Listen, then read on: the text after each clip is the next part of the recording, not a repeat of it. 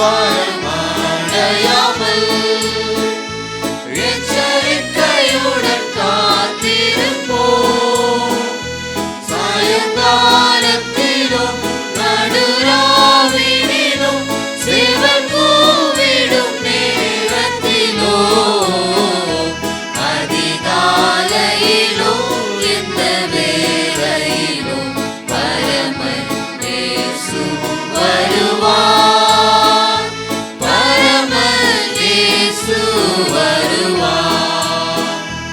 இரவும் பகலும் விழிப்பார். இருதயம் நொறுங்கி ஜெபிப்போம். கற்புள்ள கன்னிகையாக நாமும் கர்த்தர் வருகைக்கு காத்திருப்போம்.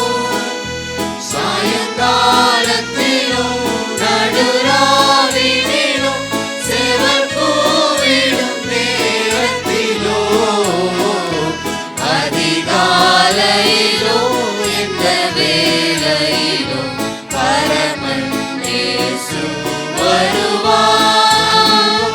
பரமன் இயேசு வருவார்.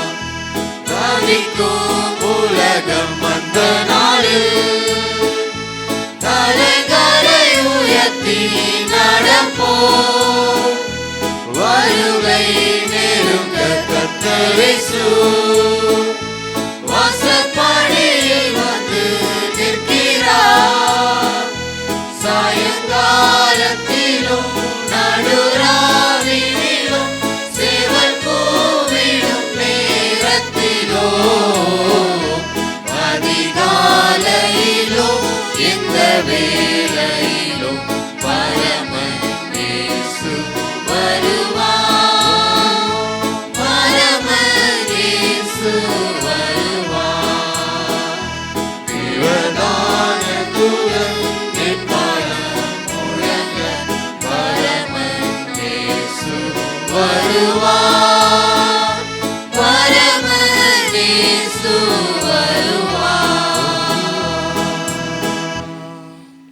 முன்பாக ஆண்டவரை நாம் ஸ்தோத்திரிப்போம். அவர் மகத்துவமானவர், அவர் வல்லவர், அவர் நம்முடைய வாழ்க்கையில் போதுமானவராக இருக்கிற அந்த ஆண்டவரை இந்த நாளில் நாம் உயர்த்த இருக்கிறோம். அவர் சொல்ல ஆகும், அவர் கட்டளையிட நிற்கும்.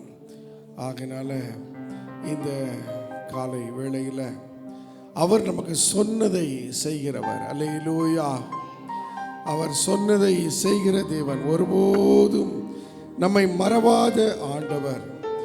வசனம் சொல்கிறது அவர் உடன்படிக்கையின் தேவன், அவர் உண்மை உள்ள தேவன், அவர் மாறாத தேவன், மகிமையான காரியங்களை நம்முடைய வாழ்க்கையில் செய்கிற தேவன்.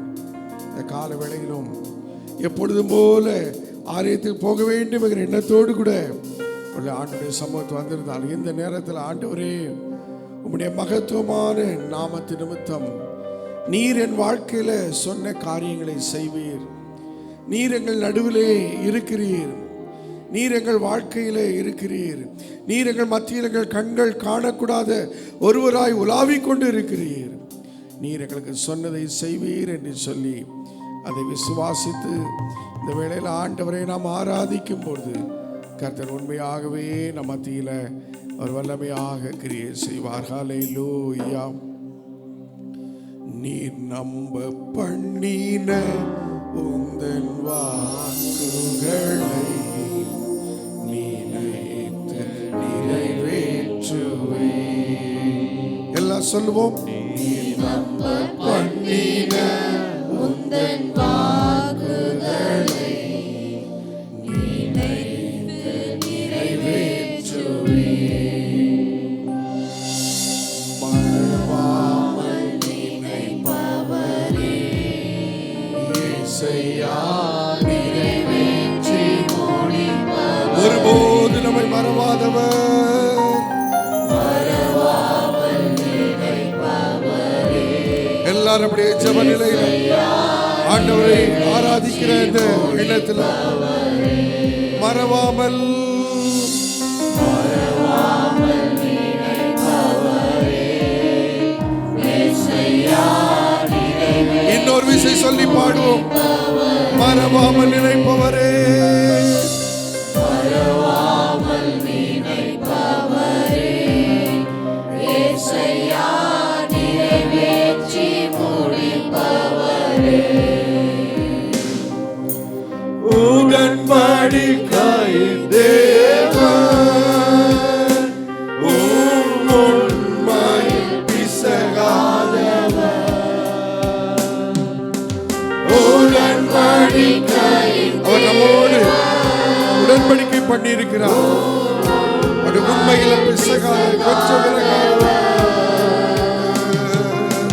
தாவீதுக்கு நான் பொய் சொல்லேன் என்று சொல்லி சொன்னதை நிறைவேற்றுவேன். ஆமென். தாவீதுக்கு நான் பொய் சொல்லேன், அருள் நிச்சயமான கிருபைகளை நமக்கு தருவார். தாவீதை போல நம்மை உயர்த்துவார். அவர் சொன்னதை செய்கிறவர், நம்மை மறவாதவர், அவர் நம்மை நினைத்திருக்கிறவர். எல்லாரும் சொல்வோம். மறவாமல் நினைப்பவரே, ஏசையா நிறைவேற்றி முடிப்பவரே,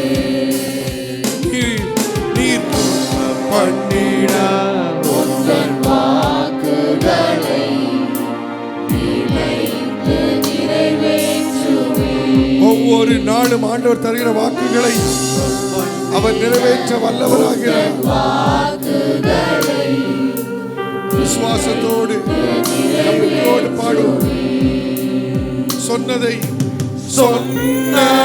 செய்து முடிப்பீர், நீர் முடித்து தீர்ந்து மட்டும் கைவிட மாட்டீர். யாக்கோபை பார்த்து சொன்னார், யாக்கோபே, நான் உனக்கு சொன்னதை செய்யவருக்கு உன்னை விட்டு விலகுவதில்லை, உன்னை கைவிடுவதில்லை. சொன்னதை செய்த ஆண்டவர் உங்களுக்கு இறக்கும். சொன்னதை எதெல்லாம் நான் தொடங்கினோமோ அதை செய்து முடிப்பார். என் கையை கொண்டு நீ தொடங்கினதெல்லாம், என் கையை கொண்டு எல்லாம் சொல்லுவோமா? என் கையை கொண்டு தொடங்கினதெல்லாம், இன்னொரு விசை கிளை சபைகளை நாம் ஆரம்பிக்க ஆண்டவர் உதவி செய்திருக்கிறார். நம்முடைய கையை கொண்டு தொடங்கி உதவி செய்திருக்கிறார். அதை நிறைவேற்ற ஆண்டவர் போதுமானவர். உங்க வாழ்க்கையில என் கையை நீங்கள் ஆரம்பித்துக்க தொழில், நீங்கள் ஆரம்பித்துக்க வேலையில ஆண்டவர் உங்களோடு இருப்பார்.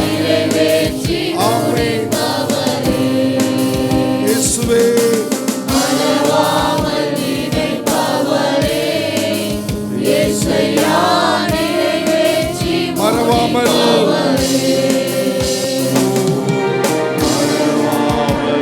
முடிப்பவரே, ஏசையா நிறைவேற்றி இன்னொரு விசை மறவாமல் மறவாமல் நினைப்பவரே, அருமையான பிள்ளைகளே, இந்த ஒவ்வொரு வாழ்க்கையிலும் கர்த்தர் சொன்னதை நிறைவேற்றுவார்.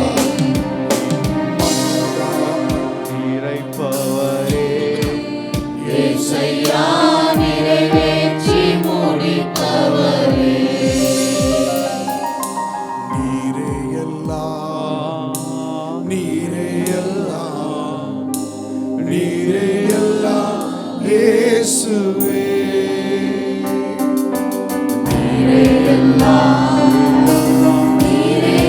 அவர்தான், அவர் ஒருவர் இயேசுவே. உயர்வோ தாழ்வோ, மரணமோ ஜீவனோ, நீரே எல்லாம் இயேசுவே. சொல்லுவோம். உயர்வோ தாழ்வோ, ஆமென், மரணமோ ஜீவனோ, நீங்க தான்ப்பா.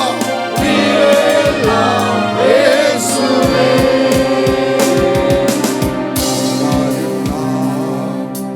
நீரே எல்லாம்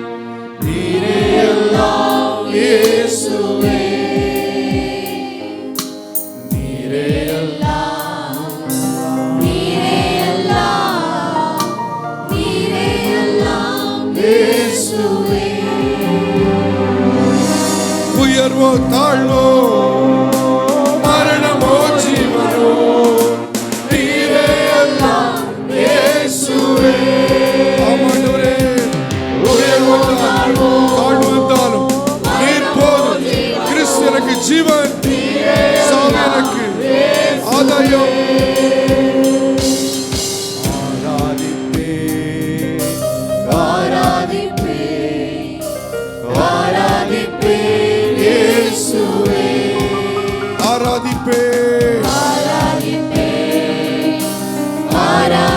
இன்பம் வந்தால் துன்பம் வந்தால் சுகமோ சுகவீனமோ எல்லாரும் சேர்ந்து இன்பமோ துன்பமோ சுகமோ வியாதியோ ஆராதிப்பேன் இயேசுவே. இன்பமோ துன்பமோ சுகமோ வியாதியோ ஆராதிப்பேன் இயேசுவே. பின்தொடர்வே ஆமென். பின்தொடர்வே இயேசுவே, பின்தொடர்வே இயேசுவே. எல்லாம் சொல்லுவோம். வாழ்க்கையின் எந்த சூழ்நிலை வந்தாலும், வெற்றி வந்தால் தோல்வி வந்தால், நிந்தையோ அவமானமோ, வெற்றியோ தோல்வியோ நிந்தையோ புகழ்ச்சியோ பின்தொடர்வே இயேசுவே. சொல்லி பாடுவோம். வெற்றியோ தோல்வியோ நிந்தையோ புகழ்ச்சியோ பின்தொடர்வே இயேசுவே.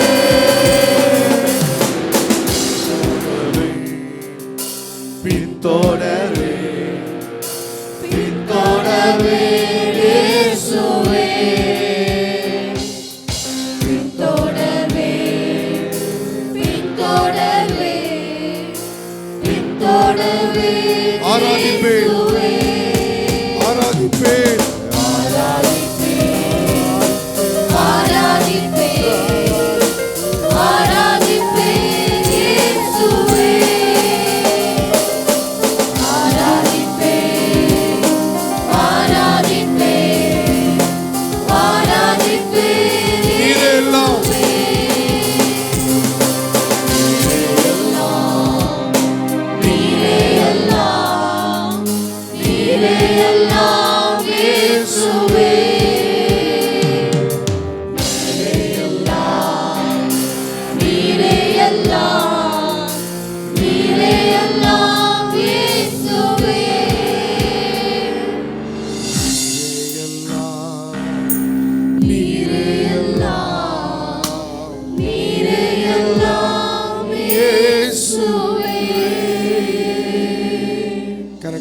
எல்லாரும் ஆண்டவரை மகிமைப்படுத்துவோமா?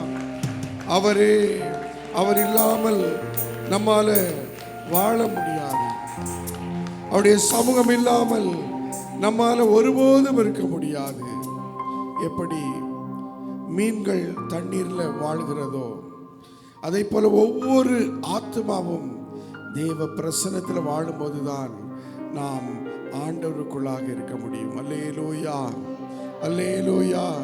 ஆண்டவரே, ஆத்மா எப்பொழுதும் உடைய பிரசன்னத்தில் மூழ்கி இருக்க, உடைய பிரசன்னத்தில் மகிழ்ந்து இருக்க எங்களுக்கு உதவி செய்யும் அப்பா. நீங்க இல்லாம என்னால் ஒன்றும் செய்ய முடியாது. ஆண்டவர், உங்க துணை இல்லாம நாங்க எதுவுமே செய்ய முடியாது. நீங்க தான் எனக்கு எல்லாமா இருக்கிறீர். தாயாக இருக்கிறீர், தந்தையாக இருக்கிறீர். ஆண்டவரே, நல்ல ஆண்டவரே, நண்பனாக இருக்கிறீர். சொந்தமாக பந்தமாக நீர் ஒருவரே இருக்கிறீர் அப்பா. இந்த வேளையில் எங்களை உடைய சமூகத்தை தாழ்த்துகிறோம் என்று சொல்லி அப்படியே ஒப்பு கொடுப்போமா? ஹல்லேலூயா. நீங்க இல்லாம என்னால வாழவே முடியாது. உங்க சமூகம் இல்லாம என்னால இருக்கவே முடியாது. என்னால இருக்கவே முடியாது. நீங்க தான் எனக்கு எல்லாம். நீங்க தான்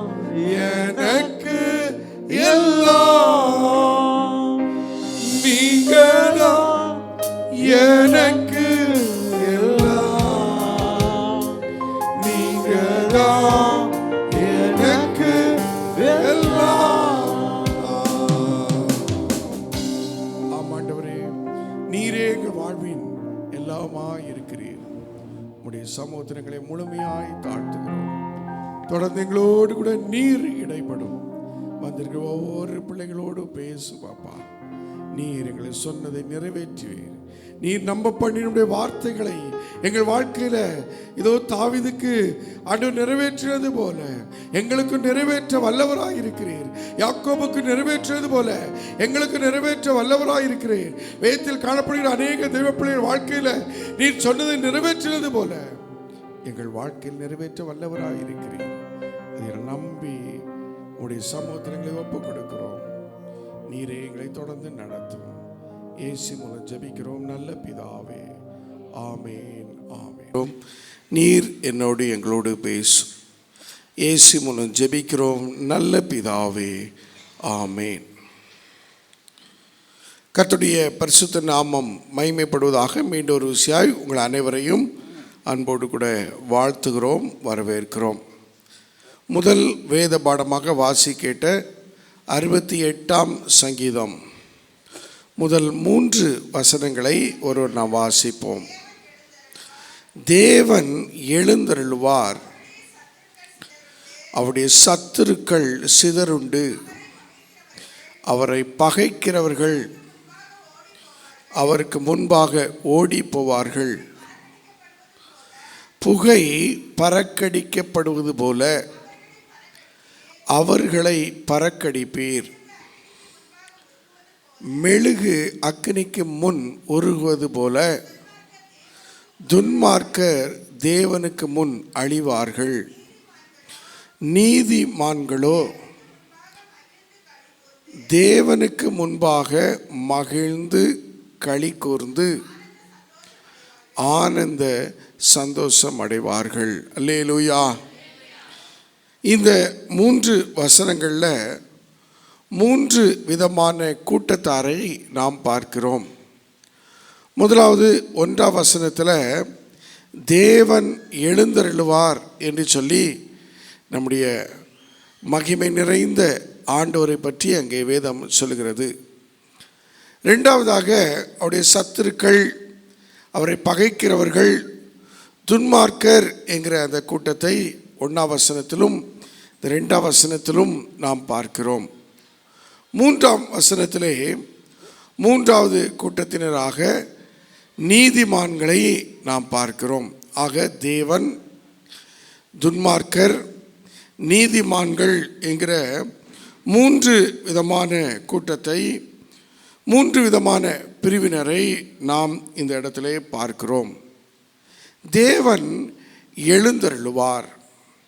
எங்கிருந்து தேவன் எழுந்தருளுவார் என்று சொல்லி நாம் பார்க்கும் பொழுது 50ஆம் சங்கீதம் அங்கே 2ஆம் வசனம் சொல்கிறது, பூரண வடிவுள்ள சீயோனிலே தேவன் பிரகாசிக்கிறார்.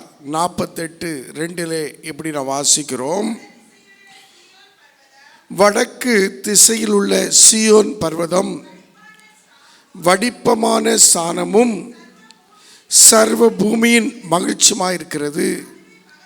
அதுவே மகாராஜாவின் நகரம். அங்கிருந்து பூரண வடிவுள்ள சீயோனிலிருந்து ஆண்டவர் பிரகாசிக்கிறார். கர்த்தர் நல்லவர். நம்முடைய ஆண்டவர் ஆபகுக்கு 2:13 படி தீமையை பார்க்க மாட்டாத சுத்த கண்ணர் என்று வேதம் சொல்கிறது.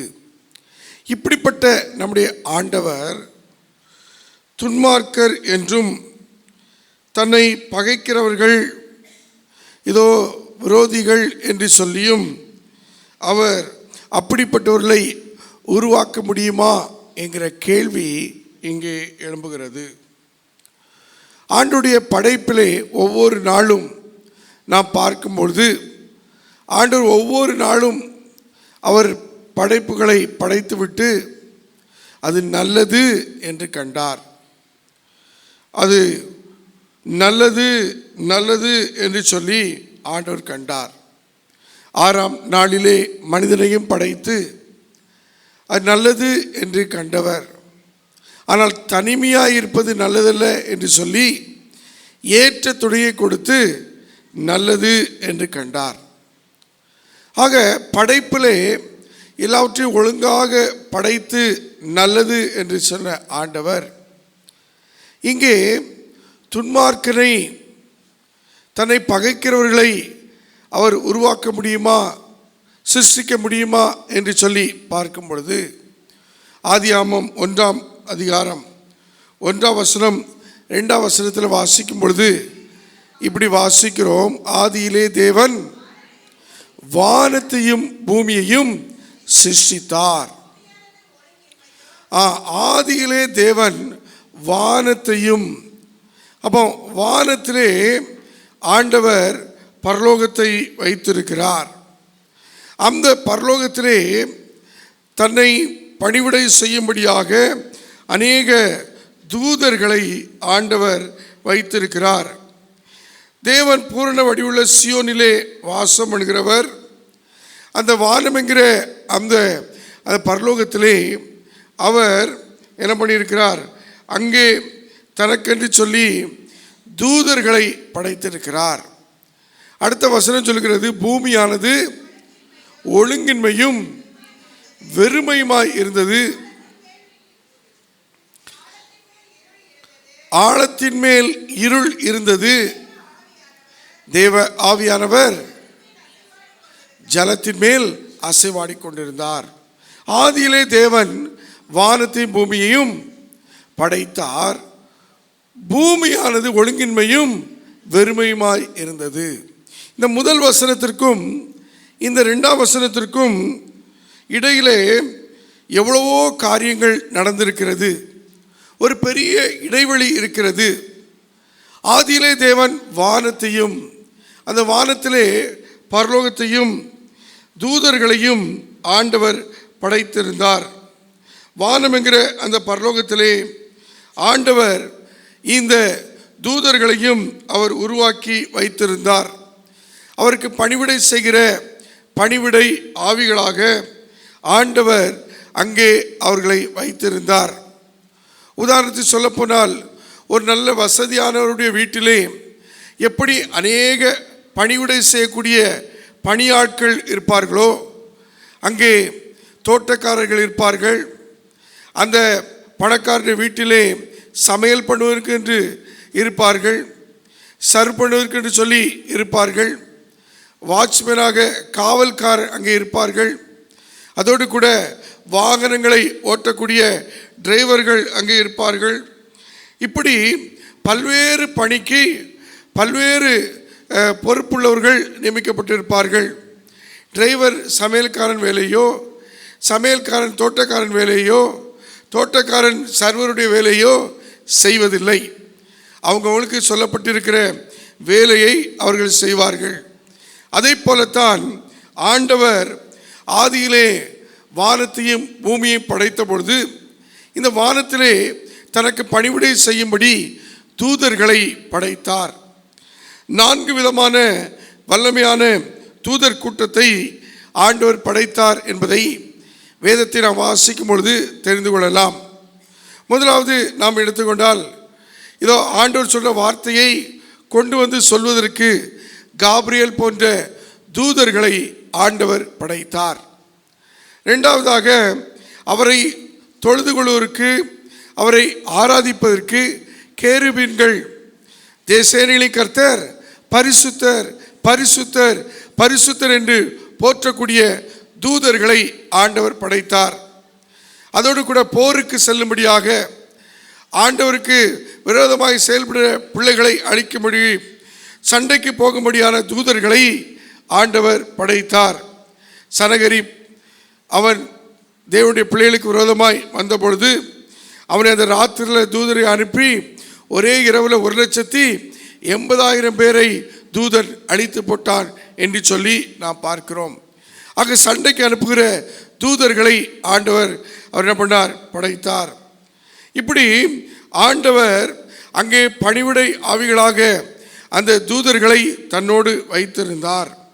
இப்படிப்பட்ட இந்த தூதர்கள், தேவன் இருக்கிறார், நாமும் இருக்கிறோம், வேறு யாரும் இங்கே இல்லை, தேவன் இல்லை என்றால் நாம் தான் அந்த சிங்காசனத்தில் இருக்க வேண்டும், நாம் தான் அங்கே இருக்க வேண்டும் என்கிற இச்சை, என்கிற ஒரு எண்ணம் அவர்களுக்குள்ளே வந்தபடினாலே, எப்படி ஒரு வசதியான ஒரு வீட்டிலே வேலை செய்கிற வேலைக்காரன் அந்த வீட்டின் ஐஸ்வர்யவான் வீட்டினுடைய பெட்ரூமை போய் பெருக்கலாம், அங்குள்ள காரியங்களை ஒழுங்கு பண்ணலாம், நான் போய் அந்த பெட்டில் படுத்துக்கொள்வேன் அப்படின்னு சொல்லி அவன் படுத்துக்கொள்ள முடியாது.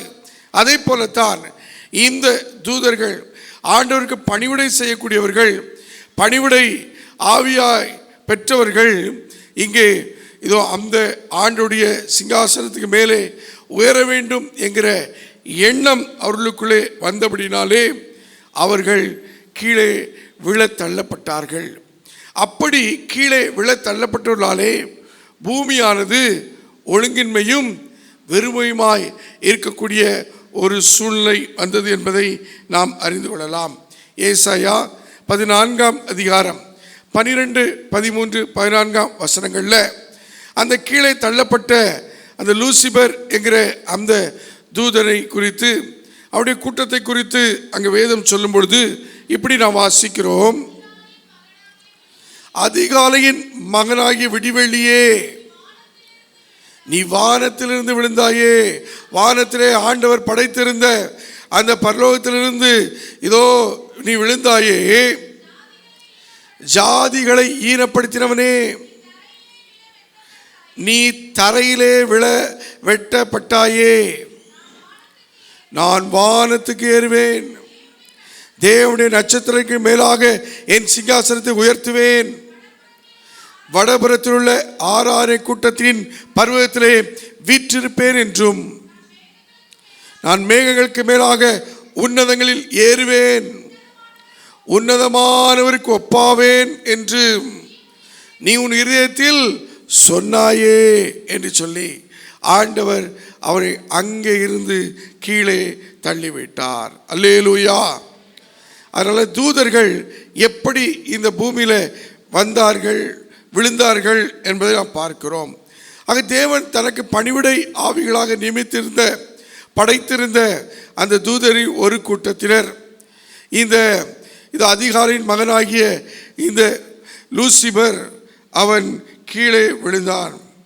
விசேஷமாய் தூதர்களை ஆண்டவர் சிருஷ்டித்திருந்தார். குறிப்பாக இந்த லூசிபர் அவன் அழகானவனாக, அவருடைய சட்டைகளை விரிக்கும் போது நல்ல இசை சத்தங்கள் எழும்பக்கூடிய விதத்தில் அவனை நேர்த்தியாய் படைத்திருந்தார்.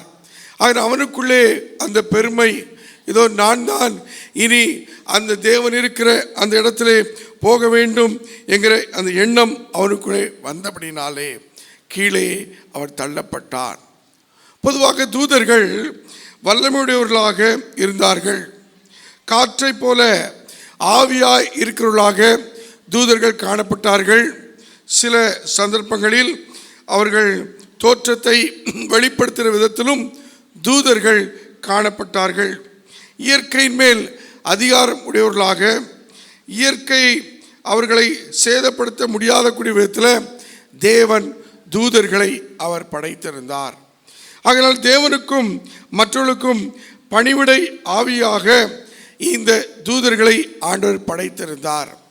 இந்த விழுகைக்கு காரணம், இந்த தூதர்கள் விழ முக்கியமான காரணம் பெருமை. இந்த லூசிபருக்கு இருந்த அவன் அதிகாலையின் மகன் கீழே விழ காரணம் பெருமை என்பதை நான் வாசித்த இந்த வசனங்கள் வழியாய் அறிந்து கொள்கிறோம். பெருமை எல்லா பாவத்திற்கும் தாயை போன்றது. ஒரு தாய் பிள்ளைகளை பெற்றெடுப்பது போல பெருமை என்கிற பாவம் ஒரு மனிதனுக்குள்ளே வந்துவிட்டால் அநேக பாவங்களை அவன் செய்யக்கூடிய ஒரு காரணியாக அந்த பெருமை அவனை கொண்டு போய் விடும். ஆகையினால் பெருமைங்கிற பாவம் நமக்குள்ளே வந்துவிட்டால் நாம் கவனமாய் இருந்து அதிலிருந்து வெளியே வர பார்க்கணும். ஆம், ஆண்டவர் 1 பேதுரு 5:5 சொல்கிறார். இன்னும் யாக்கோபு 4:6 வாசிக்கிறோம், பெருமை உள்ளவருக்கு தேவன், தாழ்மை உள்ளவருக்கோ பெருமை உள்ளவருக்கு தேவன் எதிர்த்து நிற்கிறார். அப்போ மனிதன் மனத்தாழ்மையோடு தாழ்ச்சியோடு கூட காணப்பட வேண்டும் என்பதைத்தான் ஆண்டவர் எதிர்பார்க்கிறார். அப்போ விழுந்து போன இந்த தூதர்கள் தேவன் இருக்கிற அந்த இடத்திற்கு மனிதனை, தேவதூதரு சற்று சிறியவனாக படைக்கப்பட்ட மனிதனை ஆண்டவர் தமது சாயல்ல தமது ரூபத்தில் படைத்த உடனே அவனுக்கு எப்படி நான் விரும்பின இடத்திற்கு இந்த மனிதர்கள் போயிருப்பதா, இவர்களை விடக்கூடாது என்று சொல்லி இந்த மனிதர்களை எப்படியாவது வஞ்சித்து அவர்களை தேவனோடு கூட இருக்க விடாமல் பூமியில் தன்னோடே தாழ்த்த வேண்டும் என்கிற ஒரே எண்ணத்தோடு இந்த கீழே விழுந்த தூதர்கள் செயல்பட்டார்கள். ஆகினால்தான் இன்றைக்கு மனிதர்களாகிய நமக்கு அநேக சோதனைகள், அநேக பாவ போராட்டங்கள் வாழ்க்கையில் வந்து கொண்டே இருக்கிறது. நேரடியாக ஆதாமை சந்திக்க முடியாத இந்த விழுந்து போன இந்த தூதன் பிசாசு என்று சொல்லி தள்ளப்பட்ட இவன் பிசாசு என்று அழைக்கப்படுகிறான், சாத்தான் என்று அழைக்கப்படுகிறான். அப்படி கீழே தள்ளப்பட்ட இந்த சாத்தானாகிய இந்த பிசாசு நேரடியாக ஆதாமை அவன் தொடாமல் அங்கே ஏவாளை வஞ்சித்து பின்பு ஆதாமையும் கெடுக்கிறதை நாம் பார்க்கிறோம். ஆகையால் தேவனுடைய பிள்ளைகள் இந்த இடத்துல நாம் ஞானமாய் கவனமாய் இருக்க வேண்டும். விழுந்து போன அந்த தூதர்கள் நம் வாழ்க்கையில் நேரடியாகவோ மறைமுகமாகவோ வஞ்சகமாகவோ தந்திரமாக நம்முடைய வாழ்க்கையில் அவர்கள் செயல்படலாம். மத்தேயு 4ஆம் அதிகாரம், லூக்கா 4ஆம் அதிகாரத்தில் இயேசுவை இந்த சாத்தான் சோதித்தான். இயேசுவை 3 விசை வசனங்களை சொல்லியே அங்கே சோதிக்கிறதை பார்க்கிறோம். ஆனால் ஆண்டவர் அந்த சோதனையில் ஜெயித்தார். வேத வசனம் சொல்கிறது, சில காலம் இந்த பிசாசு தேவனை விட்டு விலகி போனான் என்று சொல்லி அங்கே அந்த வசனங்கள், அந்த சோதனைக்கு பிறகு ஆண்டவர் ஜெயித்த பிறகு அந்த வசனம் அப்படி முடிவதை நாம் பார்க்கிறோம். பின்பு அவன் உடனடியாக வராமல் ஆண்டவர் அவர் சிலுவைக்கு போகக்கூடிய அந்த தருணம் வந்தபோது இயேசு தன்னுடைய பாடு மரணத்தை குறித்து தன்னுடைய சீடர்களோடு கூட பகிர்ந்து கொள்ளும்பொழுது பேதுரு ஆண்டவரை தனியே கூட்டி போய் என்ன பண்ணுறான், கடிந்து கொள்கிறான். மத்தேயு 19:23 வாசிங்க.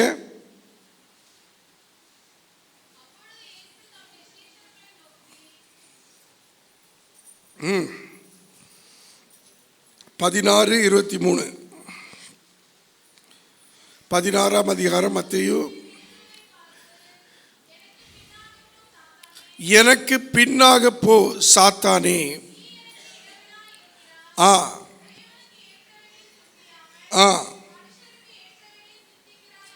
தனியே ஆண்டவரை கூட்டி போய் கடிந்து கொண்ட அந்த பேதுருவை ஆண்டவர், இது பேதுருடைய வேலை இல்லை, அவனுக்குள்ள சாத்தானுடைய வேலை என்பதை அறிந்து எனக்கு பின்னாலே போ சாத்தானே என்று சொல்லி அங்கே எதிர்த்து நிற்பதை பார்க்கிறோம்.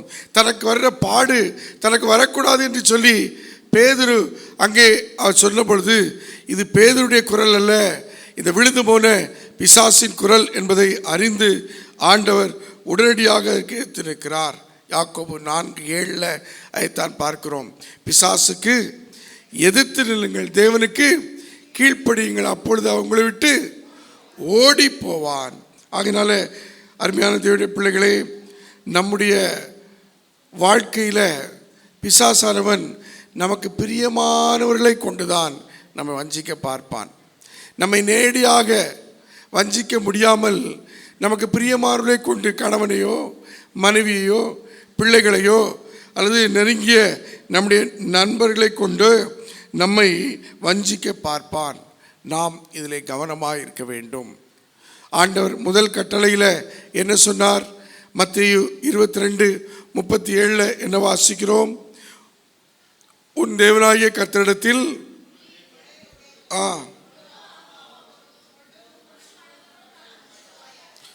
முழு மனதோடும் அன்பு கூர்வாயாக. ஆக ஆண்டவரிடத்தில் நாம் முழு இருதயத்தோடு முழு ஆத்மாவோடு முழு மனதோடு கூட அன்பு கூறும் பொழுது இந்த பிசாசின் காரியங்களை நாம் ஜெயிக்க முடியும். ஆகாப் ராஜா அவன் மோசம் போவதற்கு ஏசபேலை பிசாசு பயன்படுத்தினான். எப்படி ஆதாமை வீழ்த்த ஏவாளை பயன்படுத்தினது போல. ஆனால் யோபுவை வீழ்த்த யோபுவின் மனைவியை பயன்படுத்தி பார்த்தான். ஆனால் யோபு கவனமாய் இருந்து தேவனிடத்தில் நன்மை பெற்ற நாம் தீமை பெற வேண்டாமோ என்று சொல்லி, அங்கே நீ எப்படி பேசுகிறாய், பைத்தியக்காரி, பேசுவது போல பேசுகிறாய் என்று சொல்லி அங்கே அவன் அந்த பிடியிலிருந்து தப்புகிறதை நாம் பார்க்கிறோம். லோத்தை பார்க்கும் பொழுது அவனை நீதிமானாகிய லோத் என்று சொல்லி வேதம் சொல்கிறது. நீ இங்கே இருந்து திரும்பி பார்க்காம ஓடு என்று சொன்ன பொழுது அவருடைய மனைவி திரும்பி பார்த்து உப்புத்தூணாக மாறினாள். என் மனைவி உப்புத்தூணாக மாறிவிட்டாளே என்று சொல்லி இவன் திரும்பி பார்க்காமல் அவன் அந்த மலையை நோக்கி ஓடி தன்னை காத்து கொண்டதை நாம் பார்க்கிறோம். சாத்தான் நேரடியாக நம்மை தாக்க முடியாவிட்டால் நமக்கு பிரியமானவர்களை அவன் தாக்கி அது நிமித்தம் நம்மை வஞ்சிக்க பார்ப்பான். ஆகினாலே நாம் தேவனோடு கூட இருக்கிற உறவிலே கவனமாய் இருக்க வேண்டும். தேவனோடு கூட இருக்கிற உறவு ரொம்ப முக்கியம். மனித உறவுகள் இந்த மரணத்தோடு கூட முடிந்துவிடும். இதோ முதல் உயிர்த்தெழுதலில் பங்கடையவர்கள் பாக்கியவான்கள் என்று வேதம் சொல்கிறதே. ஆண்டவரோடு கூட உயிர்த்தெழும்போது அங்கே என்ன கொள்வினையும் கொடுப்பினையும் இல்லை என்று வேதம் சொல்கிறது. அங்கே எல்லோரும் நாம் தெய்வீக உறவோடு இருப்போம். அங்கே தாய், தகப்பன், கணவன், மனைவி என்கிற சகோதரன், சகோதரி என்கிற உறவுக்கு அங்கே இடமில்லை. அங்கே தெய்வீக உறவில் ஆண்டவரோடு கூட மகிழ்ந்திருக்கக்கூடிய ஒரு நிலைதான். ஆகையினால் கர்த்தருடைய பிள்ளைகளே, நாம் இதிலே கவனமாய் இருக்க வேண்டும். ஆகையால் தேவன் நம்முடைய வாழ்க்கையில் எழுந்தருளும் போது, தேவனோடு கூட நாம் உறவிலே இருக்கும் பொழுது, இதோ இந்த சாத்தானை முறியடிக்க ஆண்டவர் உதவி செய்கிறார். நாம் நீதிமானின் சந்ததியாக 37ஆம் சங்கீதத்திலே 25ஆம் வசனத்திலே வாசிக்கிறோமாக, நீதிமானின் சந்ததி அப்பத்துக்கு இறந்து தெரிந்ததை நான் காணவில்லை என்கிற வார்த்தையின்படி ஆண்டவர் நம்மை நடத்த வல்லவராக இருக்கிறார். ஆகினால் இந்த விழுந்து போன பிசாசு ரட்சிக்கப்பட்ட மக்களை குறியாக வைத்து அவர்கள் எப்படியாவது வீழ்த்த வேண்டும் என்று சொல்லி அவன் வகை தேடி சுற்றித் திரிகிறான். 1 பேதுரு 5:8 எவனை விழுங்கலாமோ என்று சொல்லி கெர்ச்சிக்கிற சிங்கத்தை போல இந்த விழுந்து போன தூதராகிய இந்த சாத்தான் வகை தேடி சுற்றித் திரிகிறான். இவரை நாம் தேவ உறவில் பலப்பட்டு அவரை நாம் ஜெயிக்க வேண்டும். எப்பொழுது ஒரு மனிதன் தேவ உறவில் பலப்படுறானோ அங்கே பலப்பட அங்கே பிசாசு அவரை விட்டு தூர போகக்கூடிய ஒரு நிலை வருகிறது. ஆகினாலே தேவ உறவிலே பலப்பட தேவன் நம்மத்திலே எழுந்தருள வேண்டும். ஆண்டவரே, நீர் என் மத்தியில் எழுந்தருளும். ஆதாம் பாவத்தின் நிமித்தம் அங்கே சாத்தான் கையிலே அவன் போய்விட்டான். அதனாலே பரிசுத்த சந்ததியை பிறப்பிக்க வேண்டிய அவருடைய குடும்பத்தில் பாவ சந்ததி பிறந்தது. அவருடைய முதல் மகனே ஒரு கொலையாளியாக மாறிப்போனான். காரணம், அங்கே சாத்தானுக்கு இடம் கொடுத்தது நிமித்தமாக அவருடைய வாழ்க்கையில் ஒரு பாவ சந்ததி, இந்த உலகத்தில் பிறந்த முதல் மனிதனே கொலைகாரனாக மாறினதை நாம் பார்க்கிறோம். ஆனால் எந்த ஒரு மனிதனுக்கும் தேவன் சத்துரு அல்ல. எந்த ஒரு மனிதனையும் ஆண்டவர் நேசிக்கிறார். ஆம், எல்லா மனிதர்களும் அவர்கள் ஆண்டுடைய அன்பிலே இருக்க வேண்டும் என்றுதான் விரும்புகிறார். ஆனால் விழப்பட்ட இந்த பூமியை ஒழுங்கின்மையும் வெறுமையுமாக்குகிற பிசாசானவன், அந்த லூசிபர், நம்மை தேவனோடு சேர விடாமல், நாம் தேவனோடு ஐக்கியப்பட விடாமல் அவன் பல வஞ்சகங்களை நமக்கு விரோதமாய் செய்து கொண்டே இருக்கிறார். இயேசு எப்படி இந்த உலகத்தில் வந்து வாழ்ந்து தம்முடைய ஜீவனை கொடுத்து அவர் மரித்தாரோ, மரிக்கிற நேரத்தில் பிதாவே இவர்களை மன்னியும், தாங்கள் செய்கிறது இன்னென்று அறியாதிருக்கிறானே சொல்லி அவர் ஆண்டவரிடத்தில் பரிந்து பேசினார். பவுல் அப்போஸ்தலன் சவுலா இருந்தபோது கிறிஸ்தவர்களை கொலை செய்தான். ஆனால் தேவனுடைய சந்திப்பு பிறகு அந்த இரக்கத்தை பெற்று அவன் அன்பு நிறைந்தவனாக பாடுகளை சகிக்கக்கூடியவனாக மாறினான். ஸ்தேவான் அவன் கல்லெறிந்து கொல்லப்படும் போது, இதோ இந்த பழி இவர்கள் மேல் வராமல் இருக்கட்டும், பிதாவே இவர்களை மன்னியும் என்று சொல்வதை நாம் பார்க்கிறோம். அப்போ இந்த இடத்துல இவர்கள் ஆண்டவராலும் சரி, ஸ்தேவான் இன்னும் பவுல் அப்போஸ்தலனுடைய வாழ்க்கையில் உலகத்தில் துன்பங்கள் வந்தபோது அதை அவர்கள் எதிர்கொண்ட விதம் அதை சாத்தானை ஜெயிப்பதற்கு ஏற்றதாய் இருந்தது. நம்முடைய வாழ்க்கையும் அப்படி மாற வேண்டும் என்று சொன்னால் நாம் நியாய பிரமாணத்தின்படி அல்ல, கிறிஸ்துவின் பிரமாணத்தின்படி வாழ அழைக்கப்படுகிறோம். நியாய பிரமாணம் கண்ணுக்கு கண் பல்லுக்கு பல் என்று சொல்லி கொலைக்கு கொலை என்று சொல்கிறது. ஆனால் கிறிஸ்துவின் பிரமாணமோ ஆண்டவர் சொல்கிறார், நான் உங்களுக்கு நல்ல முன்மாதிரியை வைத்து போகிறேன், நான் உங்களுக்கு சொல்கிறேன் என்று சொல்கிறார். பாருங்க, மலைப்பிரசங்கத்தில் வாசிங்க. மலைப்பிரசங்கத்தில் 5ஆம் அதிகாரம் மத்தேயு அங்கே 44ஆம் வசனத்தில் வாசிக்கும் பொழுது, நான் உங்களுக்கு சொல்கிறேன், உங்கள் சத்துருக்களை செய்யுங்கள், உங்களை சபிக்கிறவர்களை ஆசீர்வதிங்கள், உங்கள் பகைக்கிறவர்களுக்கு நன்மை செய்யுங்கள், உங்களை நிந்திக்கிறவர்களுக்காகவும் உங்களை துன்பப்படுத்துவதற்காகவும் ஜெபம் பண்ணுங்கள். இதுதான் கிறிஸ்துவின் பிரமாணம்.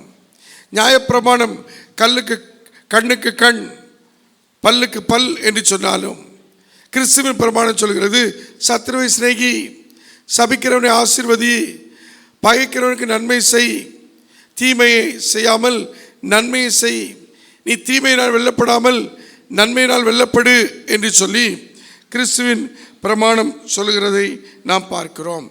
ஒருவர் நமக்கு விரோதமாய் பேசினால் பதில் பேசாதே, ஒரு கன்னத்தை காட்டினால் மறு கன்னத்தை காட்டு. நீ அவனுக்கு விரோதமாய் அவன் செய்வனை வைத்தான் நானும் வைப்பேன் என்று சொல்லி வைக்காதே, அவன் எனக்கு மந்திரம் வைத்தான் நானும் வைப்பேன் என்று சொல்லி நீ வைக்காதே. அப்படி செய்தால் கிறிஸ்துவின் பிரமாணத்தை நாம் மீறுகிறவர்களாக இருப்போம். அப்பொழுது கிறிஸ்துவும் நமக்கு பகைஞராக மாறிவிடுவார். ஏற்கனவே பிசாசு பகைஞன், கிறிஸ்துவும் பகைஞராக மாறிவிட்டால் நம்முடைய நிலைமை மோசமாகிவிடும். அதனால் தீமைக்கு தீமை செய்யாமல் தீமைக்கு நன்மை செய்ய வேண்டும்.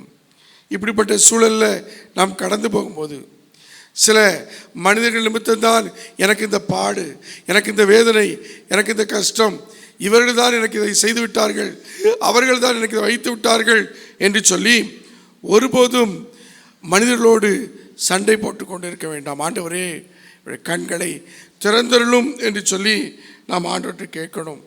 ஆண்டவரே, இப்படிப்பட்ட எந்த ஒரு மனிதனையும் நான் எதிரியாக எண்ணாமல் பிசாசு ஒருவன்தான் எதிரி என்பதை நாம் அறிந்து சக மனிதர்களை நேசிக்கிறவர்களாய் காணப்பட வேண்டும். இந்த கால வேளையில் நம்முடைய வாழ்க்கை எப்படி இருக்கிறது? நாம் ஆண்டவருடைய சமூகத்தில் நம்மை முழுமையாய் அர்ப்பணிக்கும் பொழுது, நம்மை ஒப்பு கொடுக்கும் பொழுது தேவன் நம்மை பலப்படுத்துவார், பிசாசு நம்மை விட்டு ஓடி போவான்.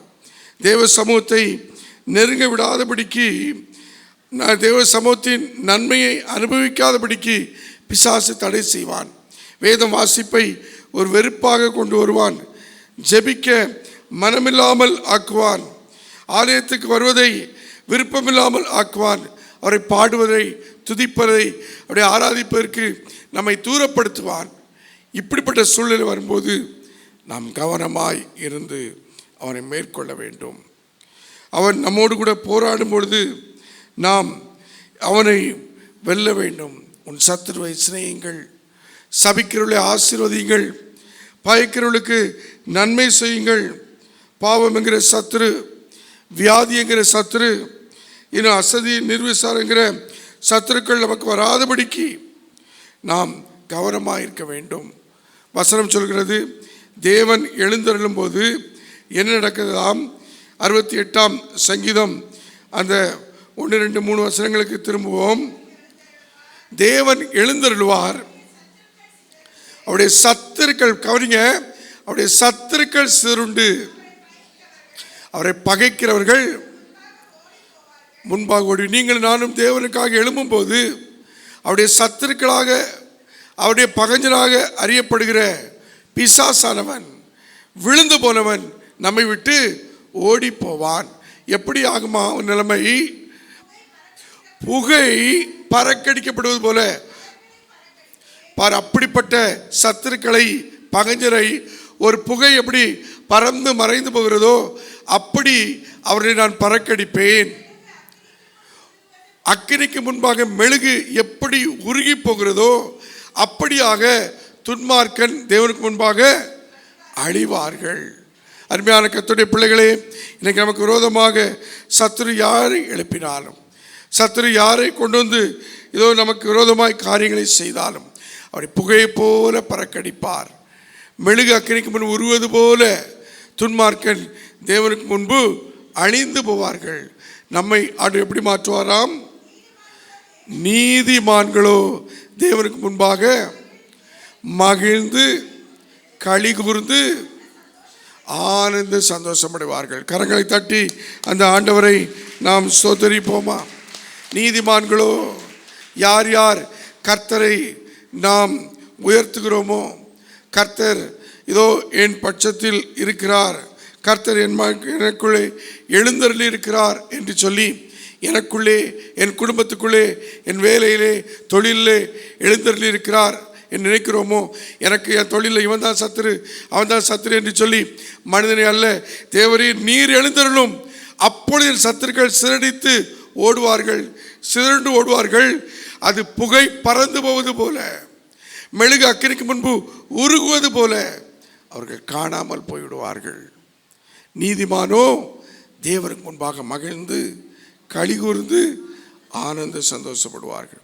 ஒரு உங்கள் வாழ்க்கையில், உங்கள் தொழிலில், உங்கள் வேலையில், நீங்கள் வாழ்கிற போகிற ஒரு இடத்துல எதிர்கொள்கிற சவால்களை, பிசாசு கொண்டு வருகிற சவால்களை, ஆண்டவரே நீர் எழுந்தருளும் அப்பா, நீர் எழுந்தருளும் என்று சொல்லி கேட்கும்போது, தீமைக்கு தீமை செய்யாமல் நன்மை செய்யும்போது ஆண்டவர் சத்துருக்களுக்கு இப்படி தண்டனை கொடுத்து நம்மை சந்தோஷப்பட்டு மகிழ்ந்து களிகூற செய்வார்.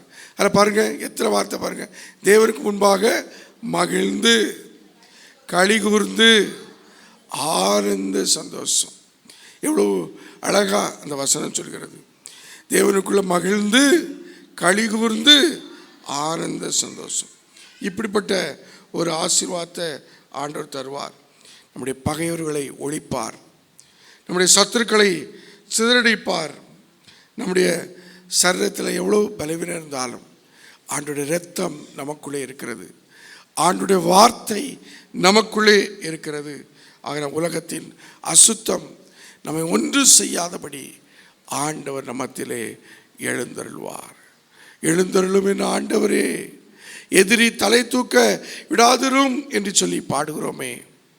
இந்த நாளில் நம்மை ஆண்டுடைய கரத்திலே ஒப்பு கொடுப்போமா?